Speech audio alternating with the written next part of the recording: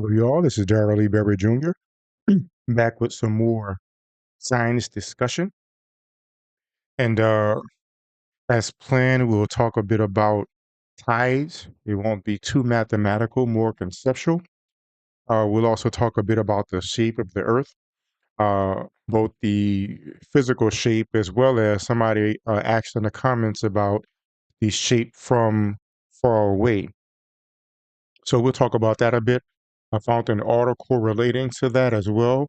And let me take a look as well and see if any other comments came through.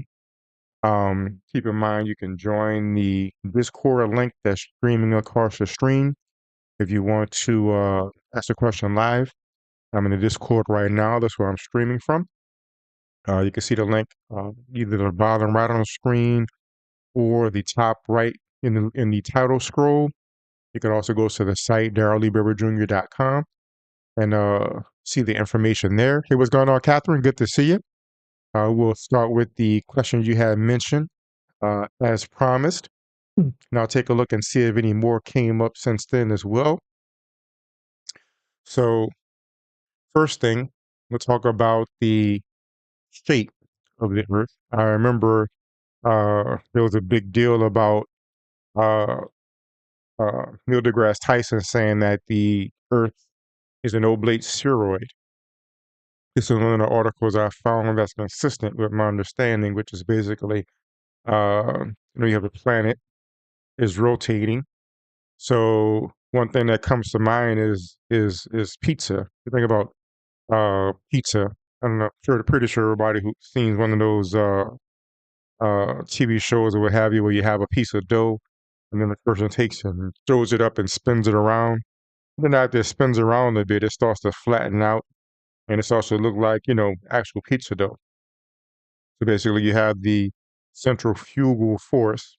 So the centrifugal force is going outward from the spin, and that's helping put it along. And Catherine says, "Thank you. I'm really looking forward to this and really appreciate it." You're certainly welcome, Catherine. Thank you for your comments. Thank you for showing up. Always good to see you and chat with you. And we'll keep it going. So keep any questions, comments, topics you'd like to discuss on the way, and we'll discuss that in future ones. We know that next week it will be about stars in more detail.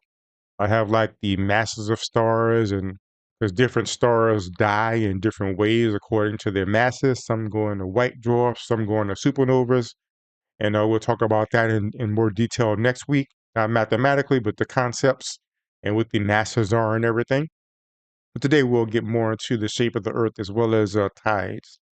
So this is one aspect of it, simply the centrifugal force. We know that the Earth rotates about once a day, and I say about because the ironic thing is, so this is the Earth, and we have the sun here. The planet is going around the sun. So ironically, there's two different ways that we calculate the day.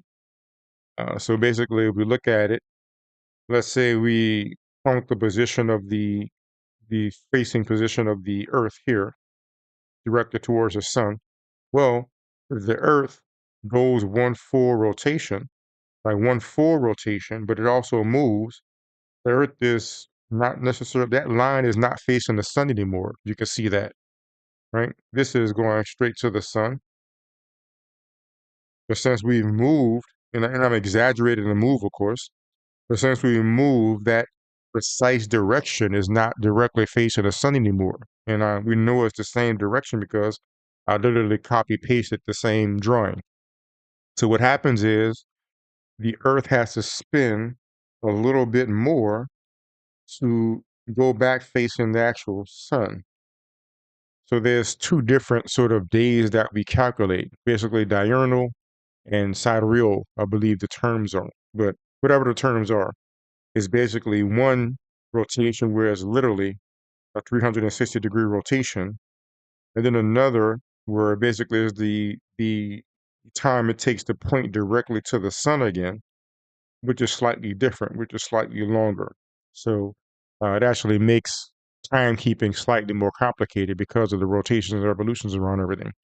The same thing for the moon. The same thing happens with the moon. When the moon goes around the Earth, it it it makes a full rotation, but also because the Earth is moving around the sun, even the moon has to go a little bit farther to get directly back in between the Earth and the sun.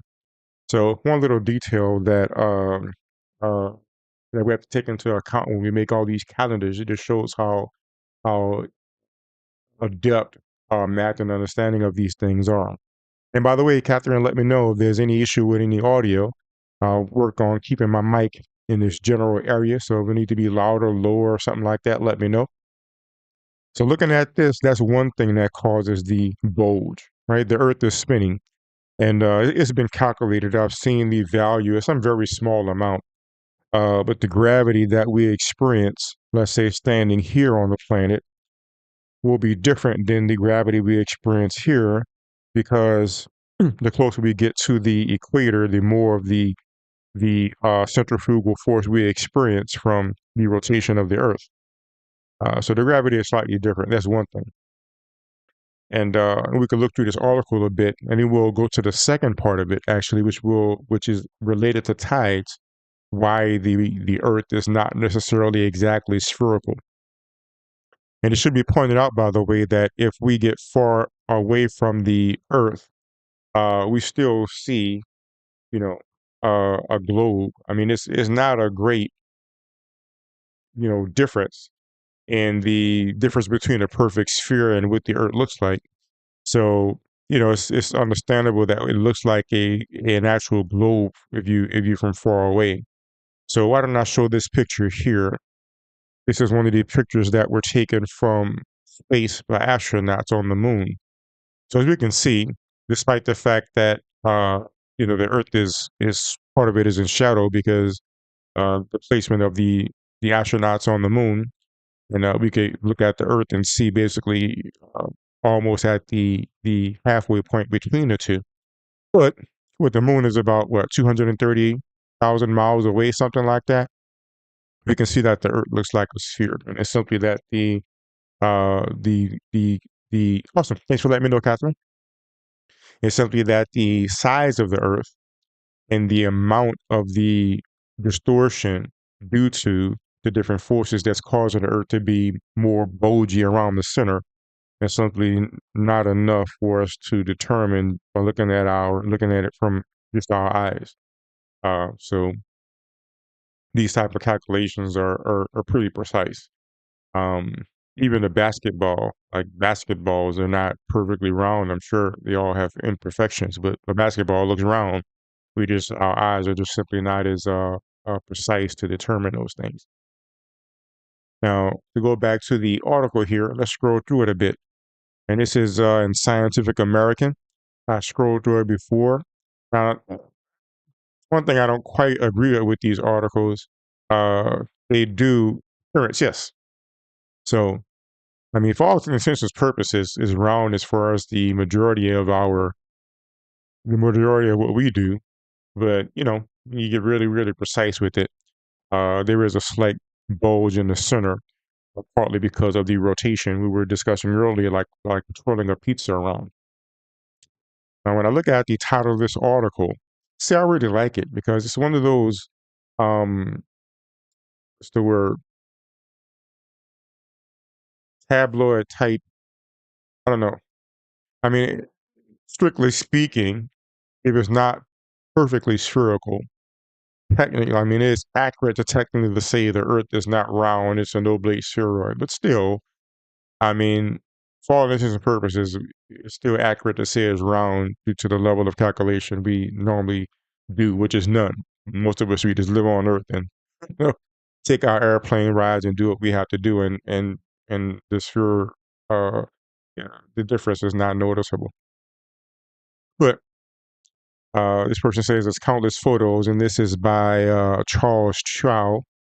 As countless photos from space can attest, Earth is round.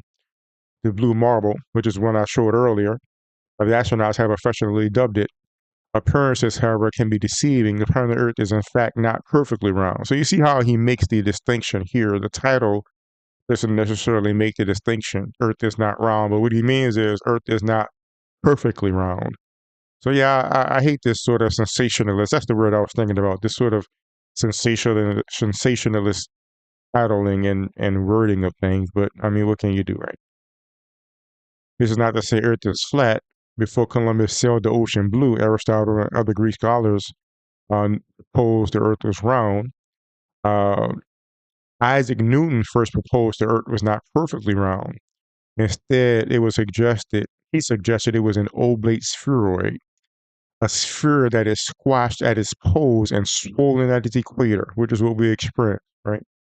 Squashed at its poles, meaning if I was to exaggerate the squashing to for illustration purposes, we're talking something like this, right? Squashed at the poles and bulge at the widths. But again, this is a very big exaggeration because the accurate one, especially at a scale this size where I'm just writing on my pad, the difference in the uh, uh, squash, like that's a perfect circle. The machinery made a perfect circle for me, but the actual squash would be so slight that we won't be able to tell anyway. It'd be something like knocking off a few pixels from the top line and maybe adding a pixel or two to the middle line, and it's not really that much of a difference.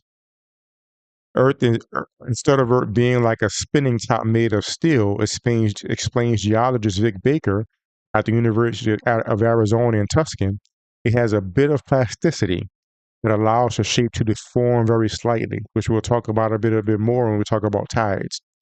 The effect would be similar to spinning a bit of silly putty, though Earth's plasticity is much, much less than that of the silicone plastic clay so familiar to children. Oh, and let me put this back up. So basically, the analogy I used earlier is actually pretty relevant. The analogy of pizza dough that be twirling in the air. The Earth is not quite as plastic as pizza dough or putty as he calls it here, but that's pretty much what's going on. Right? It's spinning. It's not perfectly solid, so it deforms as a part of that revolution of that rotation. Our globe, however, is not even a perfect oblate spheroid because mass is distributed unevenly within the planet. The greater the concentration of mass, the stronger the gravitational pull, creating bumps around the globe, right? So what that's meaning is that if there's a whole lot of mass, the gravity is stronger, so that part might be a little bit depressed because it's getting pulled down a bit more. Another part may be a bit bigger. And I've seen exaggerated images of this where the Earth looks like a big, almost like a potato, like a whole bunch of lumps and dips going around. But of course, that's exaggerated as well. There's still we have to always exaggerate these deformities in the shape to allow it to be visible to us because they're so slight. But if you're doing precision measurements, like there's people like I heard PhD Tony talk about in one of his debates where they find minerals because of, let's say you're looking for oil and the oil is not as dense as, let's say, steel or carbon or iron. So if you're in an iron-rich location, for instance, but there's one area where there's less iron because there's oil there, well, the gravitational pull in that area will be less because there's less mass there.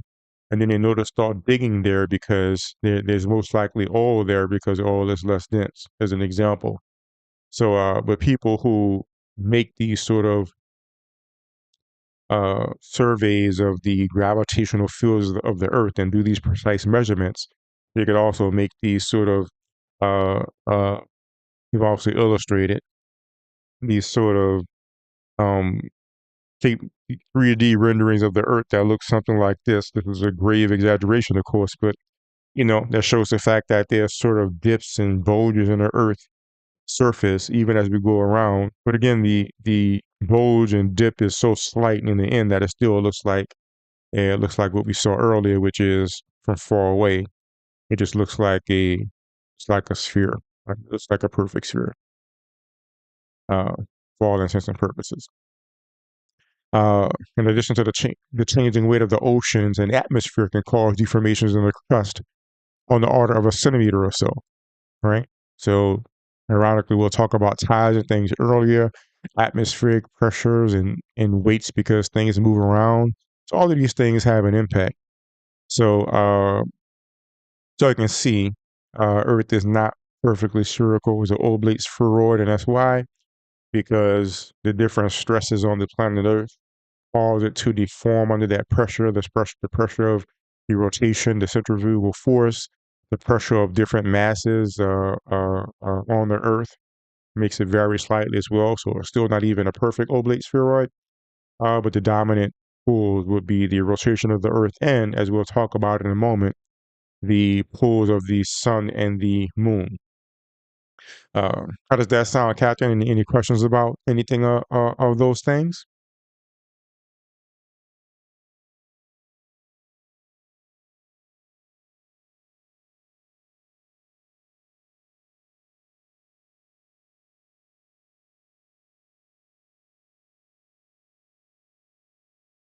And I'll pull up my communities, by the way. And I can go to the community chat. I actually opened a thread there. I'll show that momentarily. If you go to my YouTube's at YouTube/ at Darryl E. Berry Jr. / community. Awesome. Right, it was clear. And you can feel free to make a comment here, ask a question, a comment, topic you'd like us to discuss. And I had asked about that. And we see Catherine here made some posts here. We talked about the shape of the Earth. Talked about the oblate spheroid. We talked about how it looks from far away. Also see a question about antimatter, and which we could spoke about briefly. I'm not an expert in that, but I did do a little bit of investigation in this as far as my astronomy and physics classes. It says we're animals that have evolved looking at light, whether it's reflected light or straight from a source. What happens if you look directly at antimatter with no light, the opposite of light in space? Perhaps it fries our minds quite literally. I'm trying to reason why the astronauts on Polaris didn't turn around from their view of the Earth and Sun, and this is my postulation whilst in space, to look at antimatter as an anti-light, even though the visor of a space helmet is impossible because it would destroy the physical body via the eye's invisible skin. And we see on Polaris, Catherine, uh, remember that was a typo as far as the word. Do you mean that when the astronauts were on the moon?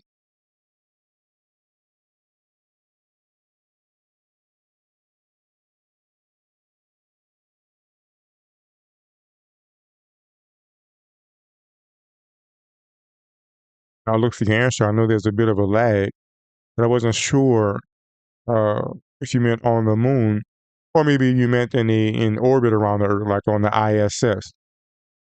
But antimatter, I know is a pretty routine substance. Um, like when the fusion happens in the sun, my understanding is that antimatter is created. The captain says, no, the SpaceX flight 2 nights ago. I did not see that space flight, but I guess I have been sort of out of it in general, studying and things so much. But even so, whether it's on the moon, whether it's going around the Earth, uh, ah, I see. I didn't even know they had some astronauts that left that left the capsule. So I guess they did some kind of spacewalk. That's cool. But uh, antimatter is actually pretty common. When I say pretty common, I mean it's made routinely. A lot of times when things are made, like for instance, when the fusion happens in the sun and it's fusing. And by the way, sometimes I'll make misspeaks or verbal typos. Last week I had said helium to hydrogen. Really, it's hydrogen to helium, and there's probably other verbal typos in there as well. So to keep in mind that I may misspeak about something sometimes. But when the sun fuses hydrogen to helium, is what the verbiage actually is. Um, Somewhere in there's like an anti-neutrino that's made. Like there's anti-particles are routinely made, and then when a let's say a neutrino and an anti-neutrino meet, they annihilate and create energy. As a matter of fact, scientists can take uh, let's say two gamma rays of a certain amount of energy and ran them together and make electrons. So the understanding is that that I gathered from my astrophysics class when we had to discuss this a bit is that, matter of fact, I heard Neil deGrasse Tyson speak about this as well. The idea is that in the early universe, there was a whole lot more particles than we have available right now. There were, so many what we call matter particles and so many what we call antimatter particles. All of the matter and antimatter particles collided and annihilated to make energy, but there was a ever so slight overabundance of what we call matter versus antimatter, and that's why more and more matter survived, and we have all the matter that we have in the universe because of that slight imbalance. He speculated that Neil deGrasse Tyson speculated that there may be another universe where what we call antimatter dominated.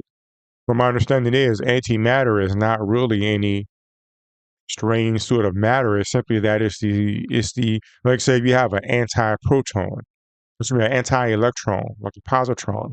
It's basically the same type of particle as an electron, but the charge is reversed. The properties of the particle are reversed. So instead of it being an electron that has a negative, what we call a negative charge, is basically an electron with a positive charge. And if that electron and anti-electron meet, then they annihilate and turn into energy, into so many gamma rays, so much gamma emission.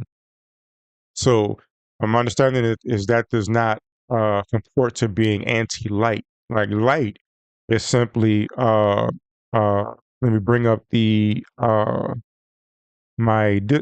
screen share again.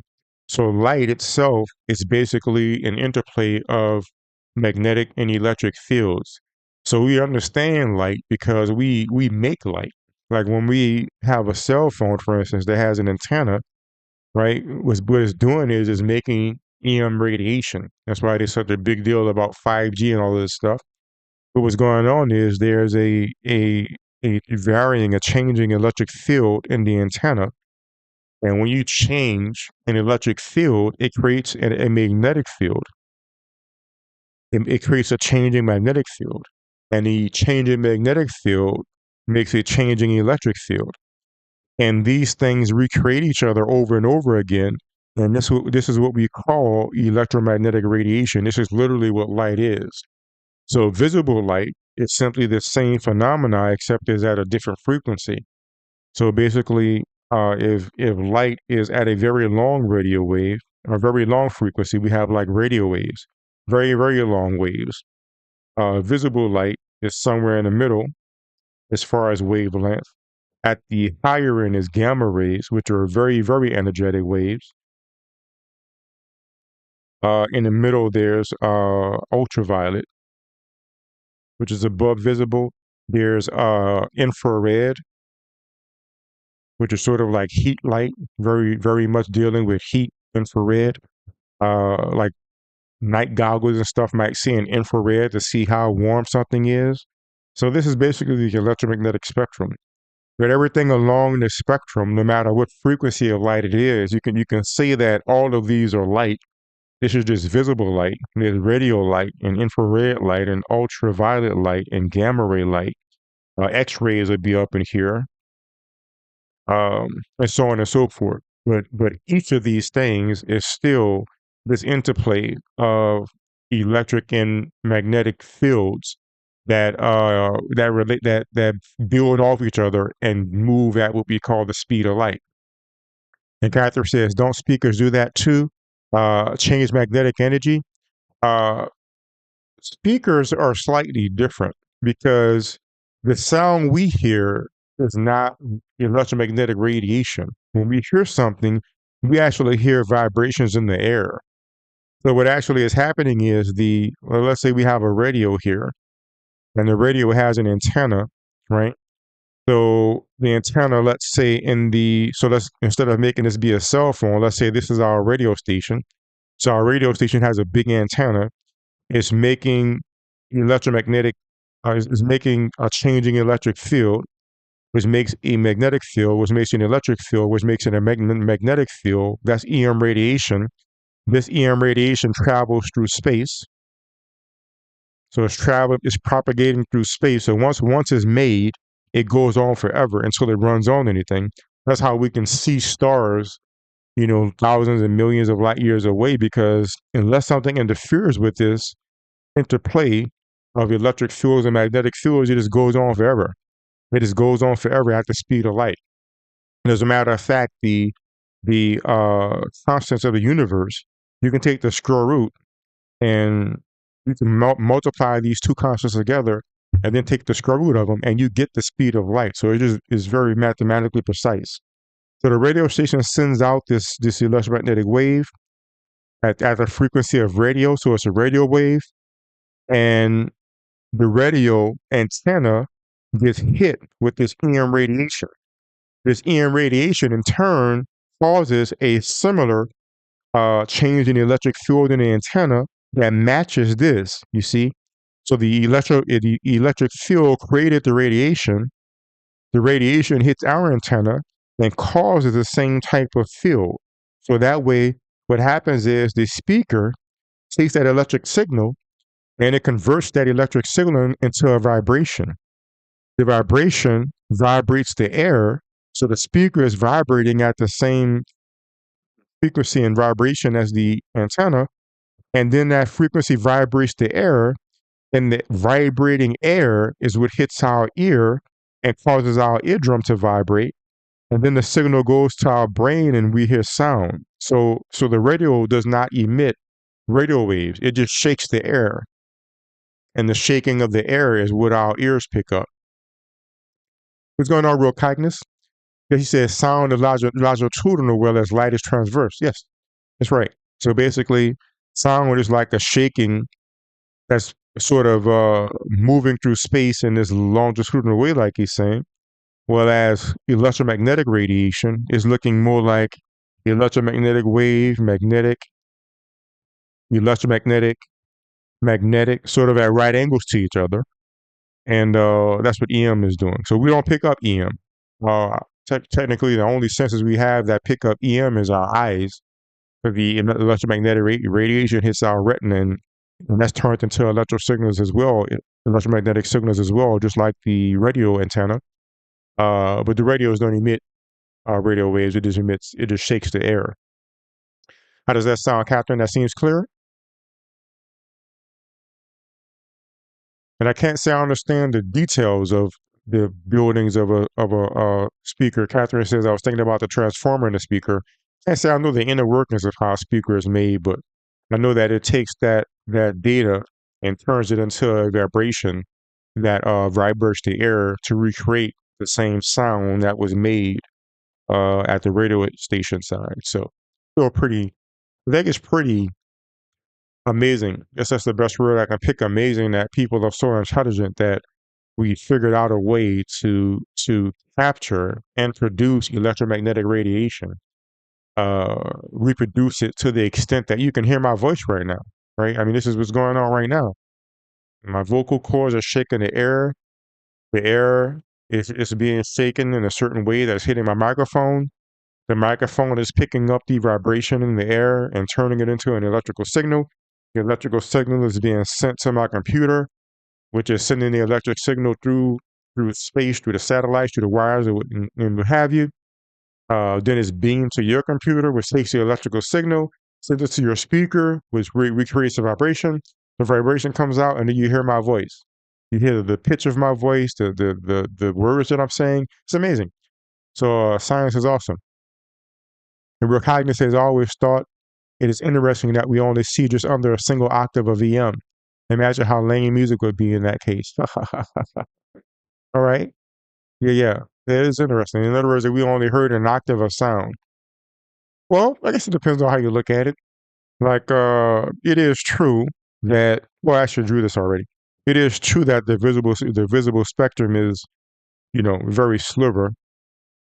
I imagine the reason why, because I had spoke last week about how we know the temperature of stars because the peak wavelength, and I showed that illustration in our textbook, how the sun, its light curve is peaked in a visible range. So that would explain why we evolved to see visible light, because the peak of radiation that we experience from the sun is at the frequency of visible light.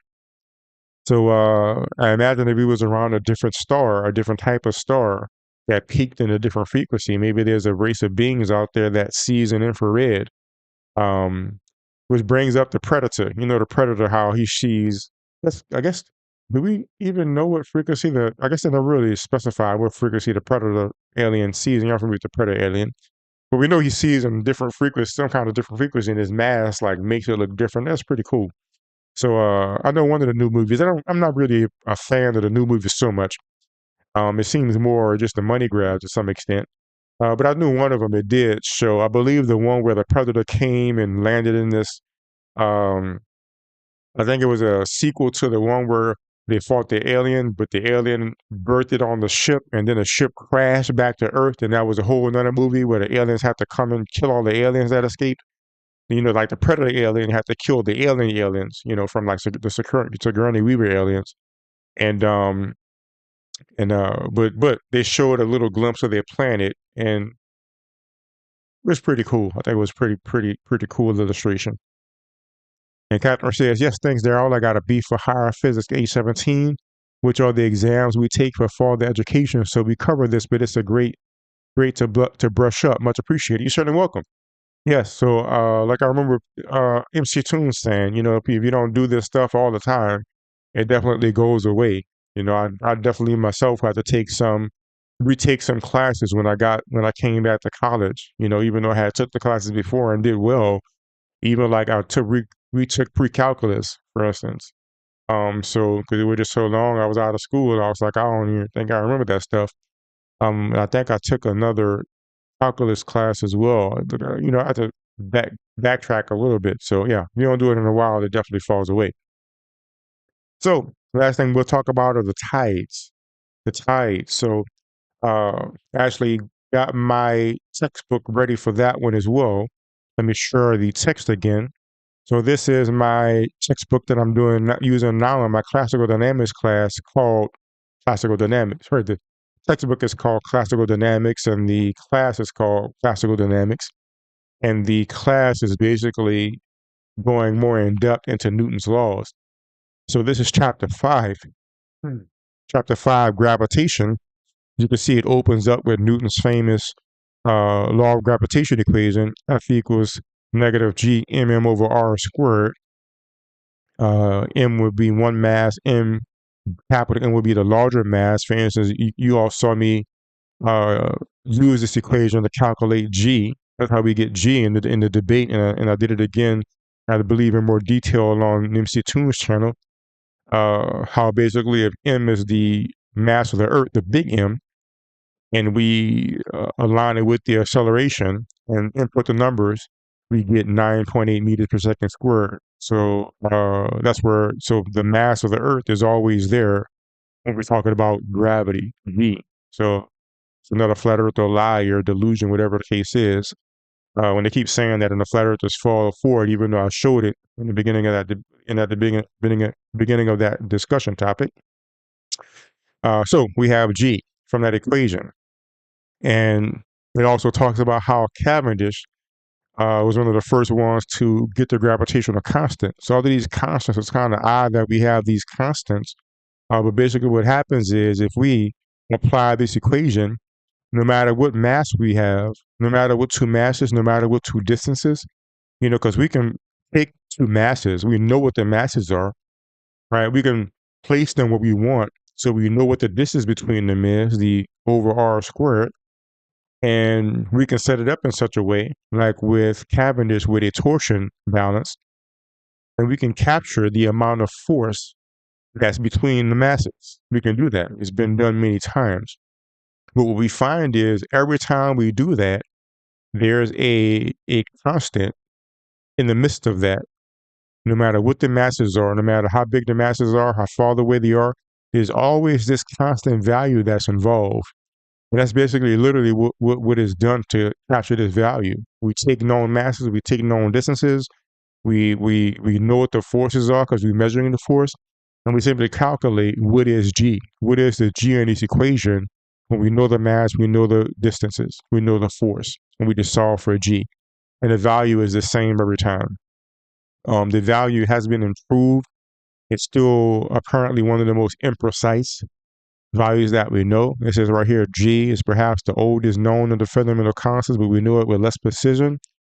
For instance, the amount of charge in the electron, the speed of light, which I measured myself in my modern physics class, or h bar, which is Planck's constant divided by 2 pi. So what we know is there and is accurate enough for us to do a lot of calculations. And this brings us to the tides, right? To the tides. So this is basically chapter 5 in this book where I got this information from. So the idea is that, interestingly enough, the tide is very complex. It's more complex than it may seem at first. So let's say we start with just the moon, which is what the book started with just the moon itself as a source of tides. So we have the Earth. We'll call this the Earth here. And we have the moon over here. Interesting thing is, because the Earth is so big compared to the moon, the 3 things you can say happens that causes the tides. The first thing is, on this side of the planet that's closest to the moon is pulling this water away from the Earth. Thus, we have a bulge on that side, right? We have a bulge over there from the Earth pulling that water away. The moon pulling that water away from the Earth. Now, at the tops and bottoms, so if you can imagine, by the way, this is the pole. So this is the pole of the Earth. And we're looking down on the Earth from the pole of the Earth and the pole of the moon. So basically the moon is rotating around the Earth this way, I guess you can say. And that's what's going on here, right? And also, by the way, which we'll get to, the Earth is rotating this way as well. So the Earth is rotating that way every 24 hours. The moon is going around in that direction. We'll add those details in a bit. Now, another thing is this at this location. So let's call this distance A. At A, the moon is pulling away the water from the Earth. At distance B, the top and the bottom towards the center of the Earth are the same distance away.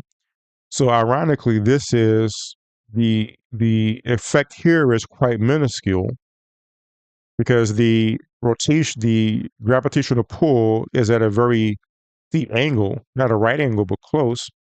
So it's not really causing a bulge there, right? It's not really having a tidal effect in the same sense, so it's low. Now here's the kicker that people might not realize. On this part back here, the Earth is closer than the water. So at location C, the Earth is being pulled away from the water. Isn't that something?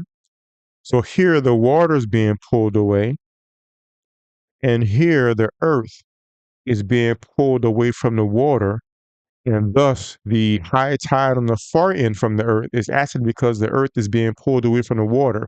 The Earth is being pulled stronger than the water is. And these are all tides. So basically there's this bulge here that's caused by this gravitational relationship that I mentioned earlier. And this is, of course, an exaggeration of what it looks like. But if we imagine there's water around the entire Earth, we can see that there's a high tide on the far end opposite, and there's a low tide on the upper parts of the Earth. Now, another detail is that the Earth is spinning, and there's a friction going on, right? Just like how if you rub your hands together, there's a friction there. So it's even slightly more complicated in a sense that the tides are being tugged by the rotation of the Earth a little bit past the pointing directly to the moon. So really the tides are about there in relation to the moon because the spinning of the Earth is sort of shoving the tides a bit to the side. So that's one thing. So I thought that's pretty neat, right? So that's, and if you look at this textbook, by the way, like I said, this is not going to be math heavy, but these are some of the equations so you can see. This is something. So this is like the gravitational pull at a certain point, a mass on the Earth from the Earth and the Moon. So, for instance, this mass here, let's say, is sitting up there at the top. The above equation will show the combined effect of the mass of the Earth pulling on it and the mass of the Moon pulling on it, for instance. And this illustration at the bottom here shows the forces that result in these sort of ties that I showed a moment ago. And I'll be able to show a better, a more accurate rendition of this illustration as well. But as you can see, the equations get pretty complex when you're talking about calculating the pull of the moon and the pull of the Earth. But I wanted to show you these equations to say that when you actually do the calculations, at the different parts of the Earth and see what the gravitational pull is, it matches the drawing I made. When you look at the amount of force at each location and you draw vectors of those forces, it matches what we see going on with the pull of the Earth. And this is, I would say, more aesthetically appealing of what I drew right there, right? You can see the moon is to the left over here on the side, and you can see there's a bulge to the left where the water is being pulled towards the moon. In the center, there's not really much of an effect north and south. And on the right side, the Earth is being pulled away from the water there. And thus we have the tides on either side related to the Earth and the moon. And again, looking at the top image, you can see the tidal forces, which is basically the effective force. Like, for instance, on the right side, the Earth is being pulled away from the water. What the effect is as if the water is being pushed out, as if there's a force going outward, making the tides larger on that side. So we can see the force vectors and the way it looks like as far as the water squished on the Earth. Now, this brings up what I was going to mention earlier when I was saying that, yes, it is pretty cool, Catherine. And the good thing is, all of this stuff is to mathematical precision. If anybody wants to take the time to do the math, you can see it's some complicated math. But all the math checks out to where we know that this is going on and we have the math behind it.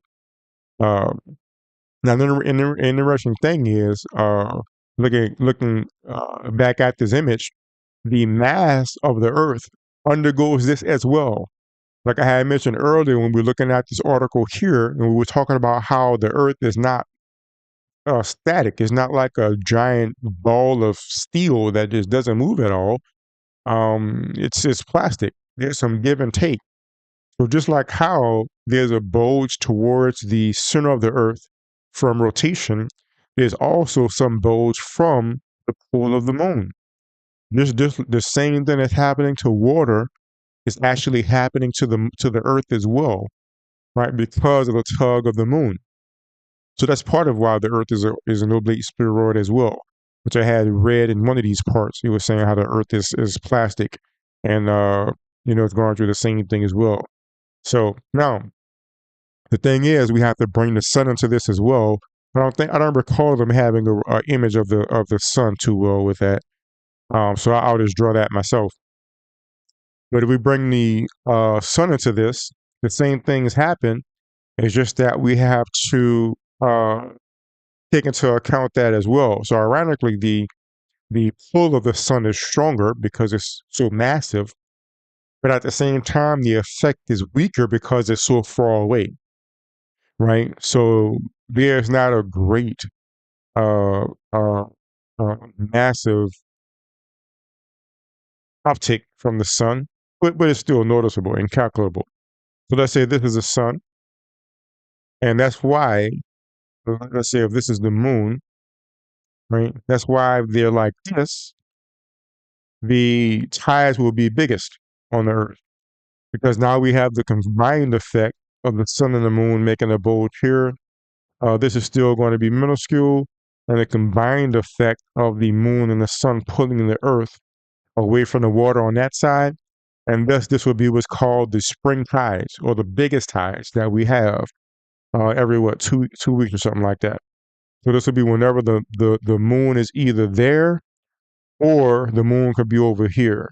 Whichever side the moon is on, as long as it's in line with the sun, it'll contribute to a larger bulge on, either side of that, right? So that when the moon is rotating around the Earth, those would be the biggest tides. I'll leave that there. Now, another instance of the interaction would be when the moon is in the first or the third phase, when they're at a right angle to each other. When they're at a right angle to each other, well, guess what? The same tidal thing is going to happen here, where this side is going to be pulled more towards the moon. This side is going to be pulled away, but the water has to come from somewhere, so this is going to be a bit less, right? So this is why these are the low tides. So whenever the moon is in first or third quarter at this right angle position, that's why we have low tides at this point, right? And of course, if you pay attention to where the moon is during tides, you can see that when the moon is in first or third quarter, we have low tides. And when the moon is a new moon or a full moon, we have high tides. So it all matches up with not only mathematically, but what we can observe visually ourselves. So tides turn out to be not only very interesting, I think, just understanding the pulls of all these massive bodies onto the planet Earth and how it affects not only the water, but the shape of the Earth. It also is a very clear indication that the Earth is a globe and these things are revolving around the Earth by how tide is affected very consistently depending on where these objects are in relation to each other. So of course, this would be the North Pole, by the way, and the moon would be revolving around us in that way. And so yeah, so it's pretty neat stuff, I think. So that's pretty much all I had today. I hope you all enjoy it. And I'll be back next week. We'll talk about stars in more detail.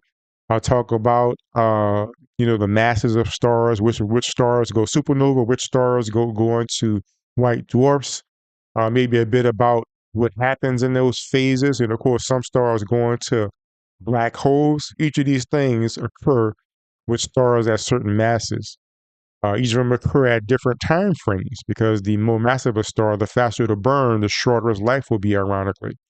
So all of these things we'll talk about next week within the hour of our show. So it won't be exceptionally equation heavy. It'll be more conceptual and looking at the data and just seeing an interesting notion of how these stars go. And I'm sure I'll get some pictures as well. So maybe I have a slideshow of a few of these things. As you can see, that's the Eagle Nebula, which is one of my favorite pictures now.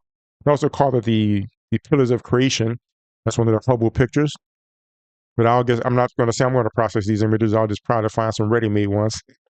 I still have to learn how to find specific images a lot. Of course, this is one that we did for our school assignment, so they told us which one to use. But yeah, we'll talk about that next week. We'll talk about stars, talk about some details about the masses, and any other topics, questions y'all would like to talk about. Let me know. Make a post onto the community page on my YouTube channel. Maybe I'll show that again really fast.